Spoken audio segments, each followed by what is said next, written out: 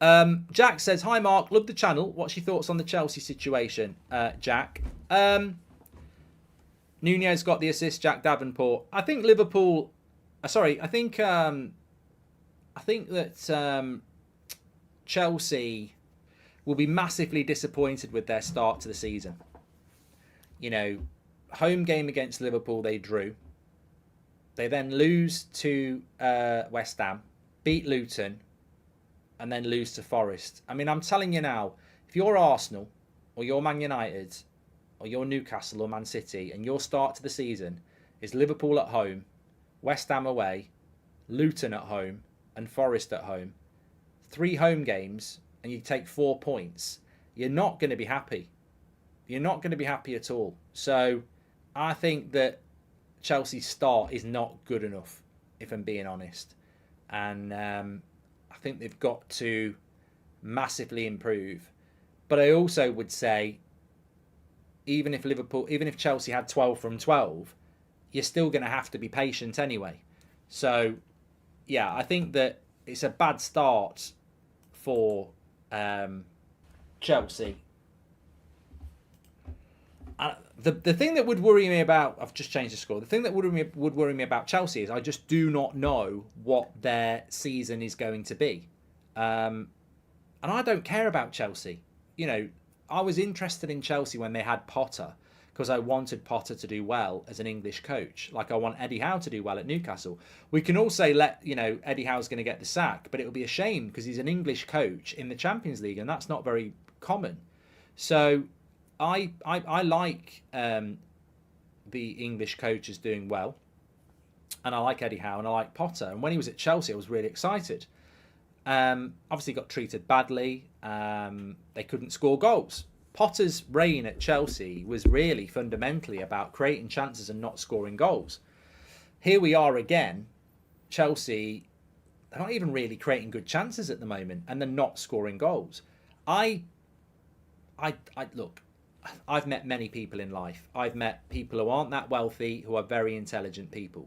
You know, I've met people with massive intelligence who, you know, you go around their house and it's a tip.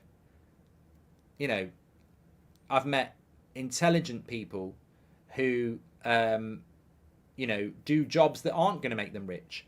I've met thick people who are loaded and live in mansions. So, I'm not impressed by wealth is what I'm trying to say. It doesn't mean you're clever. Sometimes you do get a lot of wealthy people are clever, but not all. And therefore, I look at the Chelsea situation and I go, massive amount of wealth, but how much intelligence, and specifically how much football intelligence? Because I've loved football all my life. I love football now. I've loved it all my life. I used to get Match magazine. I'd have pictures of Gary Speed, Ryan Giggs, Paul Ince on my wall. You know, I loved football, and it wasn't just Man United players. I love football. You know, match of the day, I'll watch Newcastle play Spurs. I don't care. I love football. So if I was Chelsea's director of football and I had £1 billion, I'm not spending it like that. And I don't think most of you are spending it like that. And I don't think most Chelsea fans are spending it like that. And more importantly, I don't think most of the best sporting directors or director of footballs in the world would spend it like that. So I just think Chelsea have spent the money wrong. And what I mean by that is, out of £1 billion, I've got to spend at least 250 million of it on strikers. And they haven't. And that's, for me, where they've gone wrong. If you break down Chelsea's billion, what areas of the pitch have they spent most money on? Is it centre-back? Is it holding midfielder? Is it attacking midfielder? 250 million of £1 billion has got to go up. And you know what as well? What's Chelsea's biggest problem? Scoring goals. So, you know what? I could get Seb in. He's 6 and say, Seb, right? Chelsea don't score many goals. There's £1 billion. What are you going to spend it on? And eventually he'd say someone who can score goals. But Chelsea haven't done that. And, you know, that Jackson might do well. But to be honest with you, he's missed a few sitters and he doesn't look like a world-class striker. I'd have bought Victor Osimhen and Napoli would have sold him for £130 million. They didn't do it. And do you think Brighton can sneak into the top 5, says Adrian?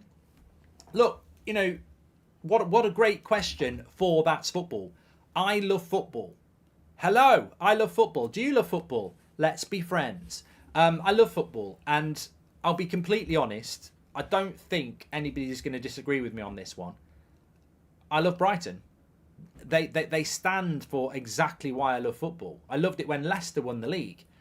I actually think this Brighton team's better than Leicester that won the league. I thought that Premier League season was shit. I mean, Spurs were pushing Leicester for most of the season. That was just a weird season where everyone was going through transition, and Leicester, quite frankly, deserved it. But this Brighton side's way better than Leicester.